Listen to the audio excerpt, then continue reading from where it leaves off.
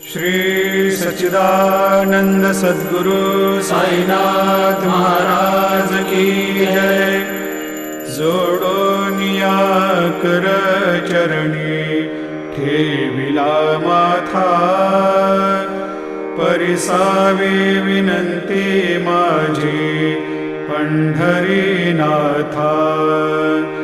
असो नसो भाव आलो तुझिया ठाया, कृपा दृष्टी पाहे मजकडे सद्गुरु राया। अखंडित सावे ऐसे वाटते पायी, सांडोनी संकोच ठाव थोडासा देई।